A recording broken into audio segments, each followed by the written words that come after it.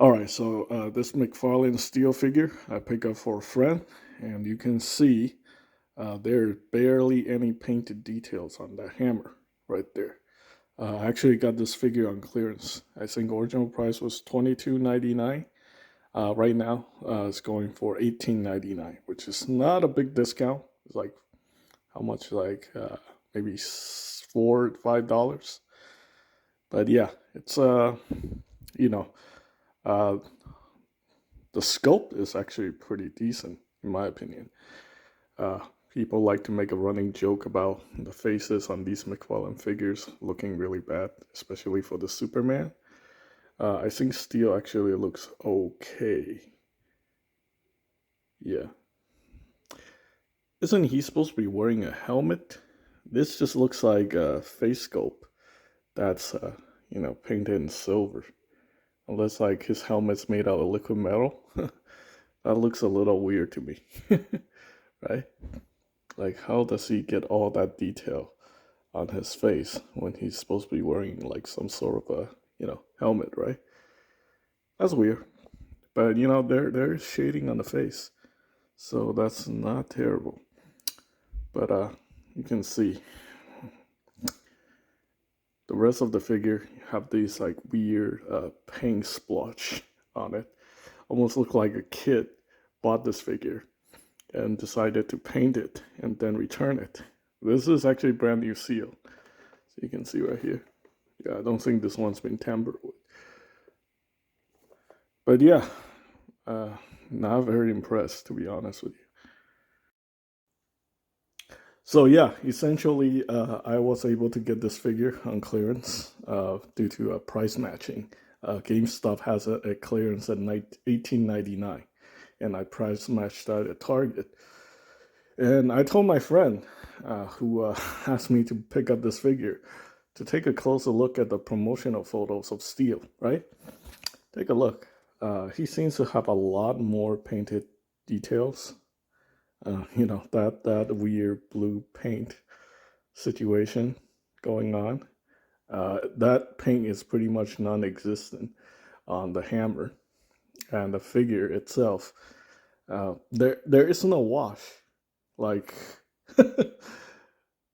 yeah, it's there's supposed to be a wash of blue on his head, his shoulder pads, his arms, and the rest of the body, right?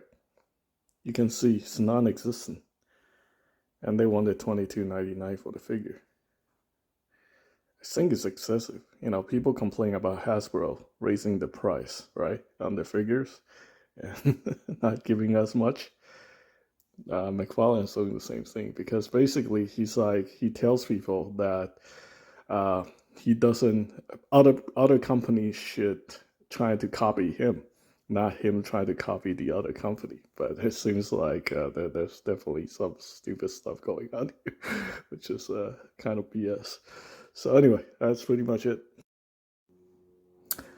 So here I'm looking at the Mayfix steel, and it does look like, the way his design, his face actually looks like it's part of the, like, I don't know if it's liquid metal or some weird situation right there, but yeah, apparently his face is like integrated to the helmet kind of situation, which is quite interesting. I would think it's more like like an Iron Man situation where you can't really see like yeah, that this is definitely a very interesting character. Like how his mouth can open with the helmet. Like that must be some really advanced helmet. Like I don't know, liquid metal or something like that. That fully integrate to his mouth because you can actually open his mouth and see his teeth. Maybe I'm just overthinking this whole situation, but yeah, this Mayfix steel actually looks really nice.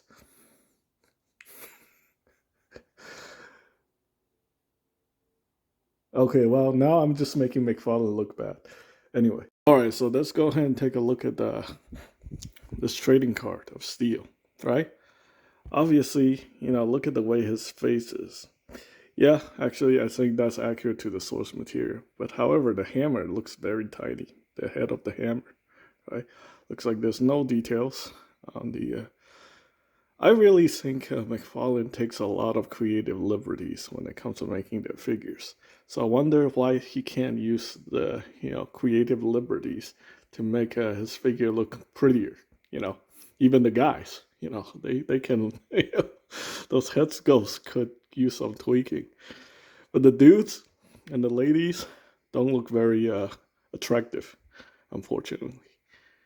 I mean, they're superheroes, right? They all got like hypertrophy physiques, but they had to put an ugly mug to go with those hyper physiques.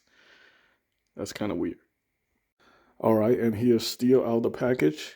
Right now, it looks like they're only using a one plastic strap versus in the past where they use like a lot of it. I think it's too much plastic waste. And we also have this hammer, which barely have any painted details. Just a whole bunch of uh, very poorly applied blue paint. I mean, it is present, but this is not a wash. This is just like someone taking a paintbrush and throwing paint on randomly on the figure. Very disappointing. And here we have the back of the figure that barely have any details whatsoever, not even a wash or anything. This is $22.99. No interchangeable hands and blah, blah, blah. You want to complain about Hasbro being lazy? Well, this is as lazy as it gets. So unfortunately, there's really not much to talk about here. Obviously, I got this figure from my friend. He owns he kind of works at a comic shop. And he told me to do an honest review on this figure because he really wanted it. And honestly, I have to tell you, this figure is not very good. The sculpt is actually decent. If this was a statue, that's like maybe $5 or something like that, I should be fine with it. Most people should be fine with it. But unfortunately, as an action figure, I just got so many problems. It's got problems with the articulation, the shoulders. The shoulder pad really gets in the way, and the fact that you can't really remove this cape is actually just glue or tap into the figure. That actually makes it really cheap. If this was a separate piece that you can remove, for customization, that would be really nice. Again, the sculpt work is good, but these things drive me crazy. These are the toe articulation situation. It's really, really bad.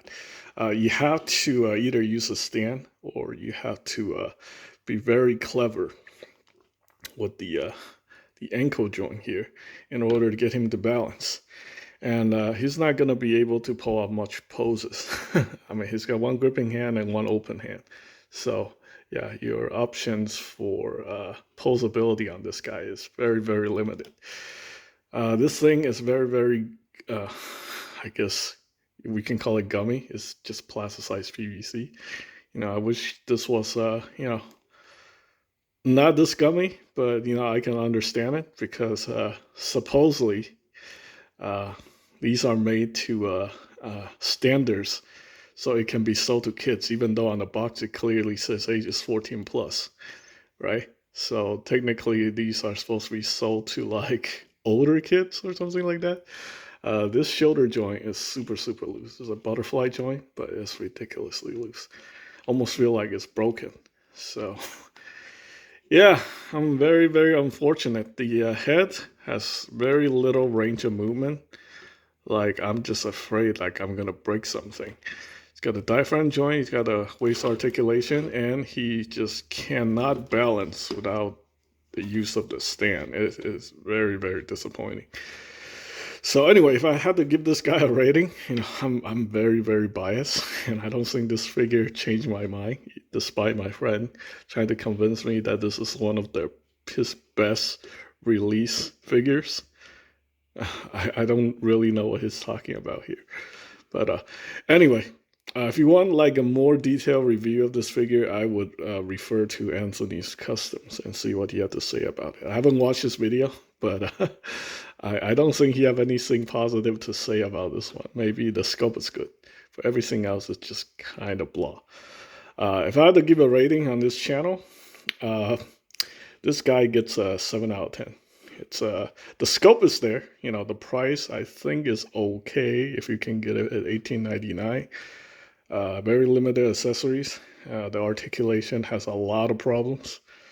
But I don't think most people are gonna care because you know, there's really not much you can do with this guy anyway. So yeah, 7 out of 10 I think is a fair rating.